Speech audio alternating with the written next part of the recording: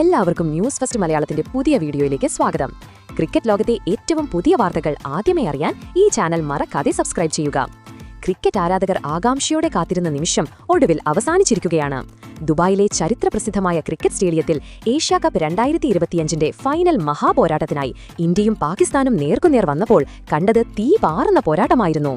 ടൂർണമെന്റിൽ ഇതുവരെ ഒരു മത്സരം പോലും തോൽക്കാതെയാണ് ടീം ഇന്ത്യ ഫൈനലിൽ പ്രവേശിച്ചത്. അത് ഇന്ത്യൻ താരങ്ങളുടെ ആത്മവിശ്വാസം വാനോളം ഉയർത്തിയിരുന്നു. മറുവശത്ത് ബംഗ്ലാദേശിനെ പരാജയപ്പെടുത്തി ഫൈനലിലെത്തിയ പാകിസ്ഥാൻ ടീമും തങ്ങളുടെ ഭാഗ്യം പരീക്ഷിക്കാൻ സജ്ജമായിരുന്നു. ലക്ഷക്കണക്കിന് കാണികളെ കൊണ്ട് നിറഞ്ഞു കവിഞ്ഞിരുന്ന സ്റ്റേഡിയത്തിൽ ഇന്ത്യൻ ആരാധകർ ത്രിവർണ്ണ പതാകയേന്തി ടീം ഇന്ത്യയ്ക്ക് ആവേശം പകർന്നപ്പോൾ പാക് ആരാധകരും തങ്ങളുടെ ടീമിനെ പിന്തുണയ്ക്കാൻ ഒപ്പമുണ്ടായിരുന്നു. ഈ മത്സരത്തിൽ ഇന്ത്യയെ സംബന്ധിച്ച് ഒരു ദുഃഖവാർത്ത ഉണ്ടായിരുന്നത് പരിക്കേറ്റ ഹാർദിക് പാണ്ഡ്യ ടീമിൽ നിന്ന് പുറത്തായതായിരുന്നു. അദ്ദേഹത്തിന് പകരമായി റിങ്കു സിംഗിനെയായിരുന്നു ടീമിൽ ഉൾപ്പെടുത്തിയത്. മത്സരത്തിൽ ടീം ഇന്ത്യയെ ഭാഗ്യം തുണച്ചപ്പോൾ Indian captain Suryakumar Yadav toss നേടി ബൌളിംഗ് തെരഞ്ഞെടുത്തു. പാകിസ്ഥാനെ ബാറ്റിംഗിന് ക്ഷണിച്ചു.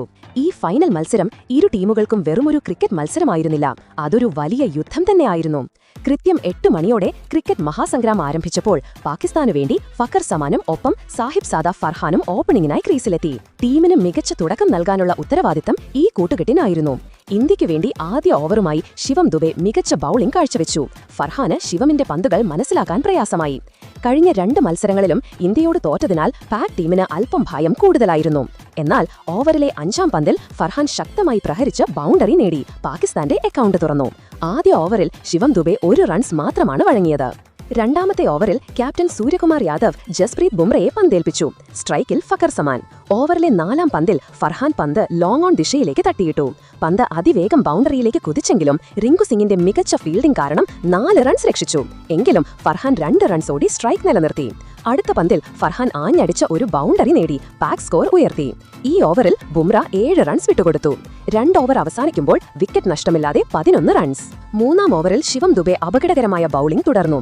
4-ാം ഓവറിൽ ബുംറയെ വീണ്ടും കൊണ്ടുവന്നെങ്കിലും ഫർഹാൻ ബുംറയുടെ പന്തുകളെ കണക്കിന് പ്രഹരിച്ചു.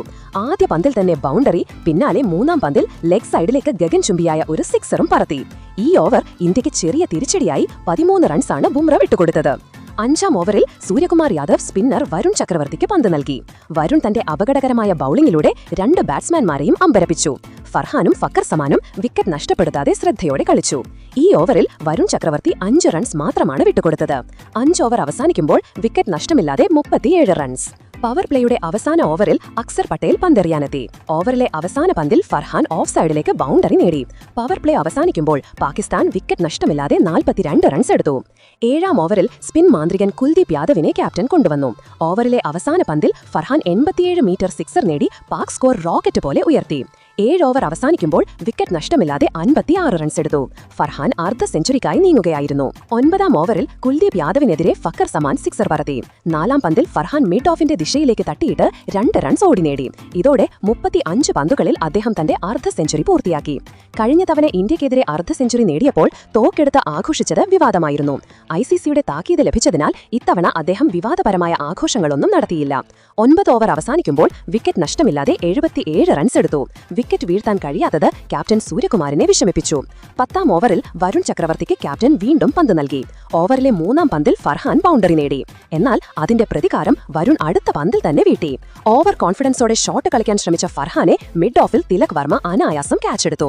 വരുൺ ചക്രവർത്തി ഇന്ത്യയ്ക്ക് ആദ്യത്തെ വിക്കറ്റ് സമ്മാനിച്ചു. 5 ബൗണ്ടറികളും 3 സിക്സറുകളും സഹിതം 57 റൺസ് നേടി ഫർഹാൻ മടങ്ങി. ഇനി ഫഖർ സമാന കൂട്ടായി സാം അയൂബ് ക്രീസിലെത്തി. 10 ഓവർ അവസാനിക്കുമ്പോൾ 1 വിക്കറ്റ് നഷ്ടത്തിൽ 87 റൺസ് എടുത്തു. 11-ാം ഓവറിൽ ശിവം ദുബെയെ സാം അയൂബ് തകർത്ത് കളഞ്ഞു. 3-ാം പന്തിലും 5-ാം പന്തിലും ബൗണ്ടറി നേടി. ഈ ഓവറിൽ 11 റൺസാണ് വിട്ടു നൽകിയത്.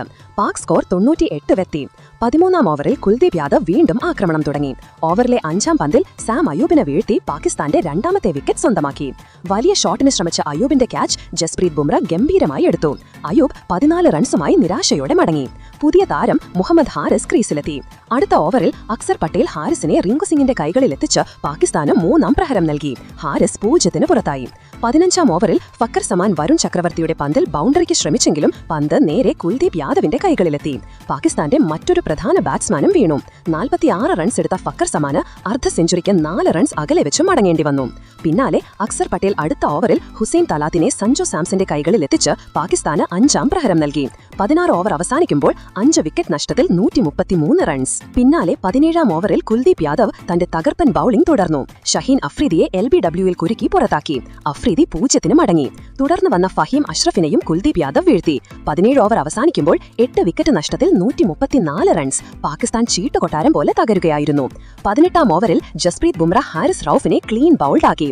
ഒടുവിൽ പാകിസ്ഥാൻ നിശ്ചിത ഓവറിൽ 146 റൺസ് എടുത്തു. ഒരു ഘട്ടത്തിൽ 170-180 റൺസ് നേടുമെന്ന് തോന്നിച്ചിരുന്നിടത്ത് പാകിസ്ഥാൻ ബാറ്റിംഗ് നിരയെ തകർത്തത് കുൽദീപ് യാദവിന്റെ പ്രകടനമാണ്. അദ്ദേഹം 4 വിക്കറ്റുകൾ വീഴ്ത്തി. അക്സർ പട്ടേലും വരുൺ ചക്രവർത്തിയും 2 വീതം വിക്കറ്റുകളും ജസ്പ്രീത് ബുംറ 1 വിക്കറ്റും നേടി. എന്നാൽ വിജയലക്ഷ്യം പിന്തുടർന്നിറങ്ങിയ ഇന്ത്യക്ക് തുടക്കത്തിൽ തന്നെ കാലിടറി. പാക് പേസർമാർക്ക് മുന്നിൽ ഇന്ത്യൻ മുൻനിര ബാറ്റ്സ്മാൻമാർക്ക് പിടിച്ചു നിൽക്കാനായില്ല. സ്കോർ ബോർഡിൽ വെറും 7 റൺസ് മാത്രമുള്ളപ്പോൾ ഓപ്പണർ അഭിഷേക് ശർമ്മ പുറത്തായി. ക്യാപ്റ്റൻ സൂര്യകുമാർ യാദവ് വന്ന അതേ വേഗത്തിൽ മടങ്ങി. പിന്നാലെ ഫോമിലായിരുന്ന ശുഭമാൻ ഗില്ലും 12-ന് വീണതോടെ ഇന്ത്യ 4 ഓവറിൽ 20 റൺസിന് 3 വിക്കറ്റ് എന്ന നിലയിൽ തകർന്നു. വലിയ സമ്മർദ്ദത്തിലായ ഇന്ത്യൻ ഇന്നിംഗ്സ് മുന്നോട്ട് കൊണ്ടുപോകാനുള്ള ഉത്തരവാദിത്തം യുവതാരങ്ങളായ തിലക് വർമ്മയും സഞ്ജു സാംസണും ഏറ്റെടുത്തു. 4-ാം വിക്കറ്റിൽ ഒരുമിച്ച് ചേർന്ന ഈ കൂട്ടുകെട്ട് പിന്നീട് പാക് ബൌളർമാർക്ക് ഒരു അവസരവും നൽകാതെ ഇന്ത്യയെ വിജയത്തിലേക്ക് നയിച്ചു. സഞ്ജു സാംസൺ അതിവേഗം ബൌണ്ടറികളിലൂടെ സ്കോർ കണ്ടെത്താൻ ശ്രമിക്കുമ്പോൾ മറുവശത്ത് തിലക് വർമ്മ ക്രീസിൽ പാറ പോലെ ഉറച്ചുനിന്ന് ഇന്ത്യൻ ഇന്നിംഗ്സിന് കരുത്തു പകർന്നു. ഇരുവരുടെയും മികച്ച പ്രകടനത്തോടെ ഇന്ത്യ വിജയത്തിന്റെ ട്രാക്കിലായി. ആക്രമണവും പ്രതിരോധവും ഒരേപോലെ സമന്വയിപ്പിച്ച ഈ പ്രകടനമാണ് ഇന്ത്യയുടെ വിജയത്തിന്റെ കരുത്ത്. മധ്യനിരയിൽ വന്ന താരങ്ങളുടെ നിർണായകമായ കൂട്ടുകെട്ട് ഇന്ത്യക്ക് തുണയായപ്പോൾ ബൌണ്ടറികളും സിംഗിളുകളും കൃത്യമായി കണ്ടെത്തി അവർ പാക് ബൌളർമാർക്ക് അവസരം നൽകാതെ സ്കോർ ബോർഡ് ചലിപ്പിച്ചു. ഒരു ഘട്ടത്തിൽ കൈവിട്ടുപോയെന്ന് തോന്നിച്ച മത്സരം മധ്യനിരയിലെ ഈ പ്രകടനത്തിലൂടെ ഇന്ത്യൻ വരുതിയിലായി. അങ്ങനെ കളിയുടെ അവസാന ഓവറുകളിലേക്ക് എത്തിയപ്പോൾ ആവേശം അതിന്റെ പാരമ്യത്തിലെത്തി. വിജയലക്ഷ്യം നേടാൻ ഇന്ത്യക്ക് വെറും ഏതാനും റൺസ് മാത്രം മതിയായിരുന്നു. ഒടുവിൽ മത്സരം അവസാന ഓവറിലേക്ക് നീണ്ടു. സമ്മർദ്ദം നിറഞ്ഞ ആ ഓവറിൽ തന്നെ ഇന്ത്യ വിജയം ഉറപ്പിച്ചു. നിശ്ചിത ഓവറുകൾ പൂർത്തിയാകും മുൻപ് തന്നെ വിജയലക്ഷ്യം മറികടന്ന ഇന്ത്യ ആധികാരിക വിജയം സ്വന്തമാക്കി. ഇതോടെ 2025-ലെ ഏഷ്യാ കപ്പ് കിരീടം ടീം ഇന്ത്യ സ്വന്തമാക്കി. വിക്കറ്റ് നഷ്ടത്തിൽ ശ്രദ്ധിച്ചും ഒപ്പം ആക്രമണം അഴിച്ചുവിട്ടും വിജയമുറപ്പിച്ച ഇന്ത്യൻ മധ്യനിരയുടെ പ്രകടനം മത്സരത്തിന്റെ ഗതി തിരിച്ചുവിട്ടു. പാക് ബാറ്റിംഗ് നിരയെ തകർത്ത കുൽദീപ് യാദവിന്റെ മാസ്മാരിക പ്രകടനവും സമ്മർദ്ദഘട്ടത്തിൽ തിളങ്ങിയ സഞ്ജുവിന്റെയും തിലകിന്റെയും ബാറ്റിംഗ് കൂട്ടുകെട്ടുമാണ് ഇന്ത്യക്ക് ഈ കിരീടം നേടിക്കൊടുത്തത്.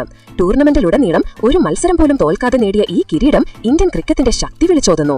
ദുബായ് സ്റ്റേഡിയത്തിൽ നിറഞ്ഞ ആയിരക്കണക്കിന് ഇന്ത്യൻ ആരാധകരെ സാക്ഷി നിർത്തി സൂര്യകുമാർ യാദവ് കിരീടമുയർത്തിയപ്പോൾ അത് ലോകമെമ്പാടുമുള്ള ക്രിക്കറ്റ് പ്രേമികൾക്ക് ഒരു ഓണസമ്മാനമായി. വരാനിരിക്കുന്ന വലിയ ടൂർണമെന്റുകൾക്ക് മുന്നോടിയായി ടീം ഇന്ത്യയുടെ ആത്മവിശ്വാസം വാനോളം ഉയർത്തുന്നതാണ് ഈ കിരീട നേട്ടം. ഈ ആവേശകരമായ നിമിഷങ്ങളെല്ലാം ഇവിടെ അവസാനിക്കുകയാണ്. വിജയാഘോഷങ്ങളുടെ കൂടുതൽ വിവരങ്ങളുമായി ഞങ്ങൾ ഉടൻ നിങ്ങളിലേക്ക് എത്തും.